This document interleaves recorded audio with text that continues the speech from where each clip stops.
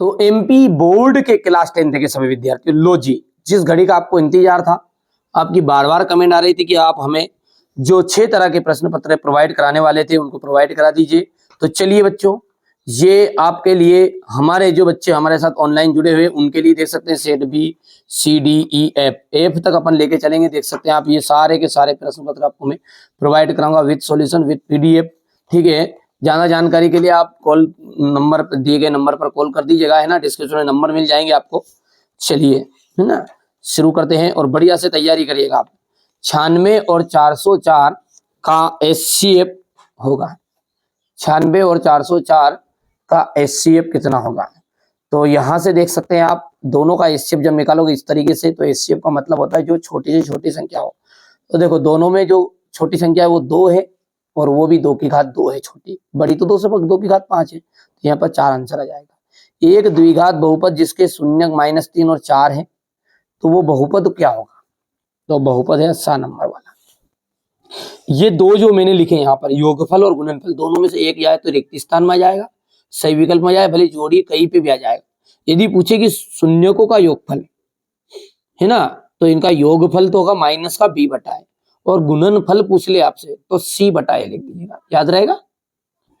चलिए, एक्स अक्ष से बिंदु P 2,3 की दूरी, तो एक्स अक्ष का मतलब है कि y का मान यहाँ पर लिख भी दिया, और y अक्ष पूछ ले तो x का मान बता देना। अब यहाँ पर पहले वाला x का मान रहता है हमेशा ही, और दूसरे बार रहता है जो पीछे वो y का मान रहता है। तो x अक्ष यानी कि y का मान, तो 3 आंसर रह जाएगा। 5वां क्वेश्चन की हम बात करें तो यहाँ पर देखो, एक पेड़ की छाया है 20/3, छाया ये रही छांव, इस तरीके से रहेगी, नीचे रहेगी छांव तो ठीक है, और ऊपर रहेगी उसका ऊंचाई, तो ये हो गई ऊंचाई। अब लंब बटा आधार बना, तो कोण बताना है, उन्नयन कोण।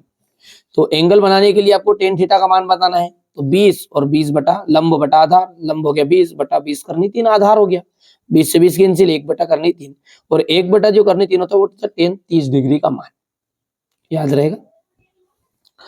छठा हम बात करें तो यहाँ पर इसका जो एंगल रहेगा वो दा वाला रहने वाला है। यहाँ पर सूत्र है ये अपना, और सूत्र में आप 2 का गुना करोगे तो ये आ जाएगा, और यहाँ पर थीटा की जगह पर p डिग्री है और कुछ भी नहीं है। चलिए आगे बढ़ते हैं। इंग्लिश मीडियम वाले बच्चे हमारे यहाँ से स्क्रीनशॉट लेंगे बढ़िया से, ये 5वां और ये 6वां। अब है रिक्त स्थान है, जो कि कुछ इस तरह के रहेंगे। ऐसा समीकरण जिसका आलेख एक सरल रेखा, सरल रेखा है तो वो रेखिक समीकरण कहलाएगा।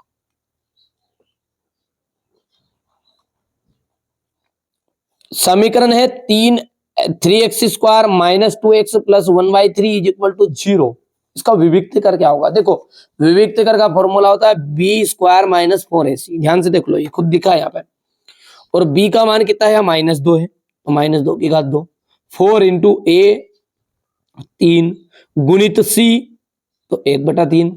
अब देखो ध्यान से, 3 से 3 कैंसिल, 2 दूने कितना हुआ? 4, और यहां से भी कितना बचा? 4, तो 4 - 4 कितना हो गया? 0। तो यहाँ पर विविक्त का मान कितना निकला? 0 निकला। समांतर श्रेणी 3/2 और 1/2, कोमा माइनस का 1/2, कोमा माइनस का 3/2। इनका सार्वंतर कितना है? देखो, सार्वंतर का फॉर्मूला पता है आपको, D = होता है a2 - a1। a2 1/2, a1 3/2। तो ये घटाया, दोनों का एलसीएम लिया, 2 आया, 1 में से 3 गया तो माइनस का 2 बचा, तो 2 से 2 कैंसिल, तो माइनस का 1 उत्तर आ गया। सर्वांग सम त्रिभुज किसे होते हैं? सर्वांग सम त्रिभुज समरूप होते हैं। ठीक है, किसी बिंदु की y अक्ष से दूरी, देखो y अक्ष से दूरी उसकी भुज कहलाती है, और भुज का दूसरा नाम है x निर्देशांक। लाइन को ध्यान से सुनना है, 2 लाइन है, दोनों लाइनों में से एक प्रश्न आ जाएगा। पहला तो ये लिखा ही है कि किसी बिंदु की y अक्ष से दूरी, तो y अक्ष से भुज कहलाएगी, और यदि वो बोलता किसी बिंदु की x अक्ष से, क्या बोलता? x अक्ष से, तो वो कहलाती कोटि। क्या कहलाती है? कोटि। और या फिर उसका नाम होता y निर्देशांक। समझ में आया? पर हाल फिलहाल y अक्ष से, इसलिए भुज या x निर्देशांक का आंसर रहेगा। स्पर्श बिंदु से जाने वाली त्रिज्या स्पर्श रेखा पर कैसी होती है, लंब होती है। आगे देख सकते हैं फिलिंग द ब्लैंक्स है, ये हो गया। इंग्लिश मीडियम वाले बच्चे ले लेंगे बढ़िया से स्क्रीनशॉट। अब है जोड़ी। देखो समरूप चतुर्भुज, समरूप चतुर्भुज वर्ग हो सकते हैं। मूल बिंदु की x, y से के बीच की दूरी। देखो अब इसका मतलब क्या है, इसका मतलब है कि फॉर्मूला ये लगाना आपको, दूरी वाला, दूरी सूत्र जिसे कहते हैं अपन। पर यहां पर क्या है, x2 जो है या 1 1 मान लो, कोई सा भी एक मान लो, x1 ये मान लो और ये y1 ये मान लो, कोई सी भी चीज मान सकते हैं आपको, उससे कोई दिक्कत नहीं।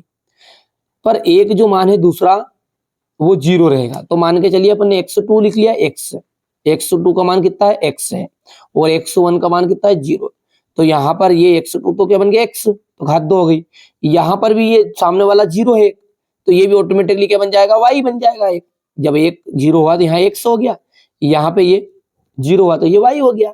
क्योंकि यहाँ पर देखो मान क्या दिया है, पहले वाले का ध्यान से देखो, थोड़ा कंफ्यूज होने की जरूरत नहीं है।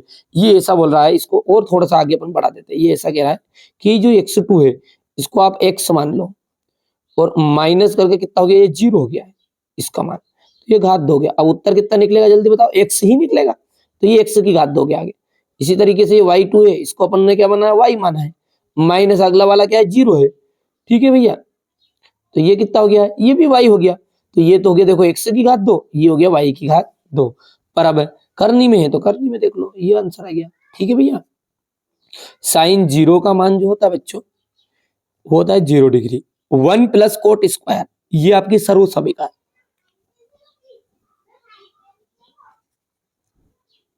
tan 45 का जो मान होता है वो 1 होता है, और शंकु का आयतन, शंकु का आयतन होता है 1/3 पाई आर स्क्वायर h। इतना हो गया। ये रहेगा आपका क्वेश्चन नंबर 3। क्वेश्चन नंबर 4 देख सकते हैं, एक वाक्य में उत्तर है, करनी दो और 0 का अगला पद क्या होगा। अगला पद आपका रहेगा d बराबरी पे a2 माइनस a1। तो ये करनी दो में से 2 करनी दो घटाएंगे तो माइनस का करनी दो बचेगा। मैंने सॉल्यूशन पहले बता दिया, एक वीडियो सेपरेट पहले बना चुका हूं इसका, है ना।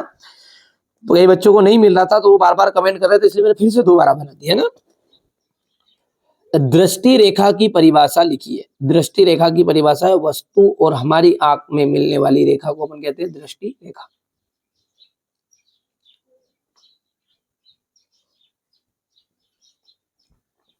क्वेश्चन नंबर जो 3 है वो है वृत्त की चाप की लंबाई का सूत्र। तो 2 पाई आर थीटा बटा 360। अर्धगोले के आयतन का सूत्र है 2/3 पाई आर क्यूब। और माध्यिका का फॉर्मूला ये रहा आपके सामने कि L प्लस n/2 माइनस संचयी बारंबारता यानी कि CF बटा बारंबारता इंटू ऊंचाई।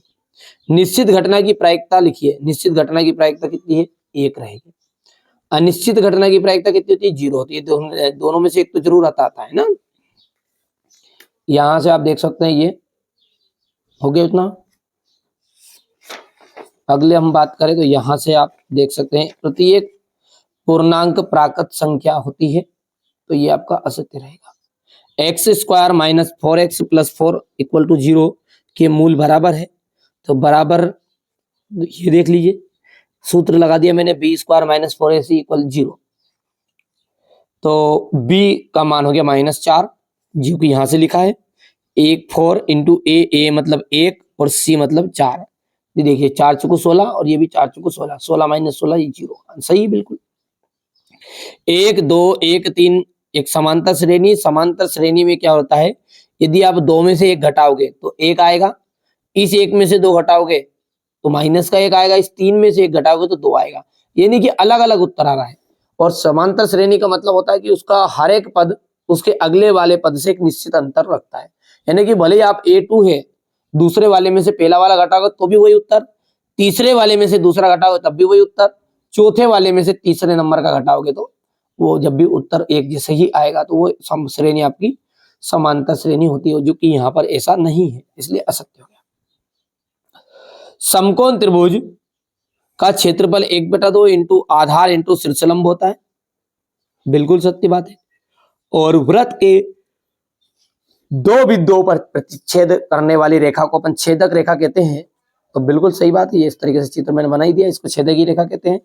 और किसी निश्चित घटना की प्रायिकता एक से अधिक भी हो सकती है, तो Pe प्लस P बार इक्वल हो जाएगा 1, जो कि असत्य है, क्योंकि एक होती है पूरी निश्चित घटना की प्रायिकता। कोई भी घटना भले निश्चित हो या अनिश्चित हो, मतलब एक से ज्यादा नहीं होगी कभी भी। ये हो गया भैया, इतना है, ठीक है। इंग्लिश मीडियम वाले बच्चे लेंगे बढ़िया से। अब क्वेश्चन नंबर जो 6, यहाँ से आप सॉल्यूशन देख सकते हैं। इनका सॉल्यूशन यदि आपको चाहिए, ये प्रश्न उत्तर आपको चाहिए सॉल्यूशन के साथ में, तो डिस्कशन में नंबर दिए गए, कॉल कर लीजिए, पूरी जानकारी मिल जाएगी। ज्यादा कुछ शुल्क आपसे नहीं लिया जाएगा, पैसे ना मात्र के बराबर है, ना मात्र। ये भी इसलिए क्योंकि हमने लिखवाया जो, बस उसके अलावा कुछ नहीं है। आप कॉल कर लीजिएगा, पूरी जानकारी आपको मिल जाएगी, है ना। ठीक है भैया, अच्छे से सॉल्यूशन देख लीजिएगा पूरा, क्योंकि हमारा उद्देश्य यही है कि आप अच्छे नंबर प्राप्त करें। देख सकते हैं आप, ये सारा क्वेश्चन है आपके सामने यहाँ पर, तो आप बढ़िया से कंप्लीट करो, यही हमारा उद्देश्य है। ये आपका सेट ए है, इसके बाद में अपन सेट बी की पीडीएफ भी देंगे। सी डी ई एफ एक विषय के 6 पेपर है, ये मैंने कोचिंग वाले बच्चों को भी प्रोवाइड कराया और आपको भी प्रोवाइड करा रहा हूँ। तो 6 छंगे 36 है ना, 36 तरह के पेपर हो जाएंगे आपके पूरे ऑल सब्जेक्ट करके। तो आप जल्दी करिएगा, क्योंकि आपके पास समय कम है, इनको याद भी तो करोगे, फिर इनके अलावा अलग से भले पढ़िए, पर इनको जरूर कर लीजिए। ये गारंटी है कि आप जिन बच्चों ने इनको 6 तरह के पेपर कंप्लीट करे, मेरे द्वारा बताया गया 95% पक्की है।